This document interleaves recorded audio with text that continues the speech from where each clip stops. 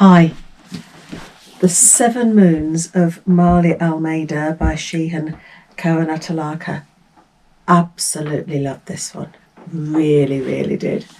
I can see why it is on the book a long list, and fingers crossed it gets to the short list. It's full of imagery and grisly details and black humour, and I can't praise it enough. It's set in Colombo in about 1990, and our main man, Maali Almeida, is dead. He describes himself as a photographer, a gambler, and a slut. And at the opening of the book, he is in this almost waiting room in the afterlife, where you've got white-coated helpers assisting the newly deceased to move to the light. This is a strange place for him to find himself because he hasn't got any beliefs, but he is here in the in-between, in this waiting room. And he's told that he has 7 moons, 7 days, to sort out everything that will hinder him from going towards the light. Now, Maali has no memory of dying. He doesn't know how he came to die. He doesn't know who killed him. He's just found himself in this place.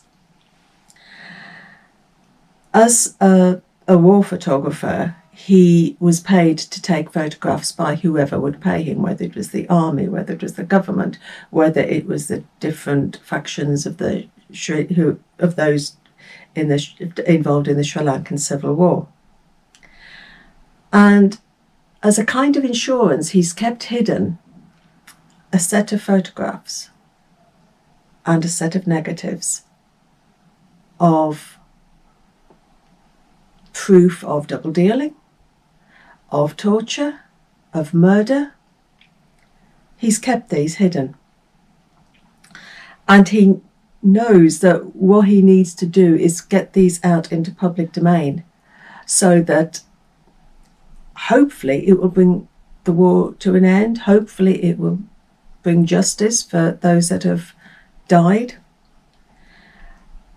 But he's dead. So how does he do this? There are ways to contact the living because the helpers have got these ways of legitimately contacting the living. And there's also the black market way of contacting the living, because he's contacted by Senna, who is another spirit like he is, and he wants Maali to join him, to not go to the light, to stay in the in-between, and in this way avenge his death, get payback on the killers. Kill the killers, get vengeance. It's a tempting offer.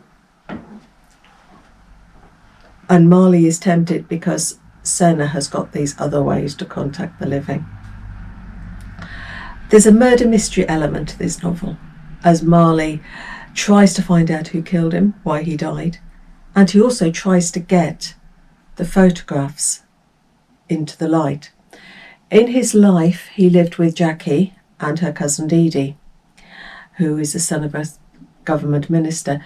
He and Didi had a relationship that was kept hidden. Jackie was his girlfriend for the public domain. He kept his homosexuality secret. And he kept the relationship with Didi secret from Jackie because he didn't want to break her heart. The relationship is also kept secret because Didi's father was a government minister and these things were taboo. So there's lots of secrets, as well as the secrets that Maali would always have these casual relationships whenever he was on assignment. I did wonder whether my lack of knowledge about the Sri Lankan Civil War would affect the reading of this, but it didn't, not at all. And because there's lots of folklore involved in this, and sort of references to Hinduism and Buddhism. I wondered whether that would stop me enjoying it, but it didn't. I believe, and somebody can put me right about this, that the 7 moons are 7 days.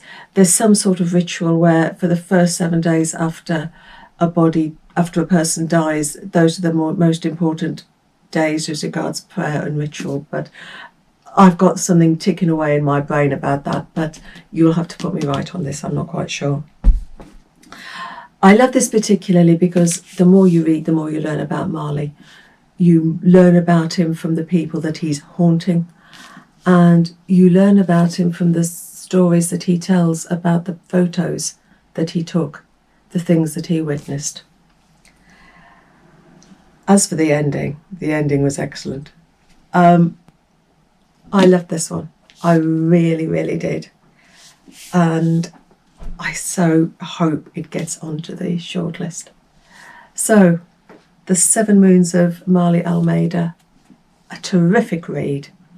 So I will catch you later. Take care.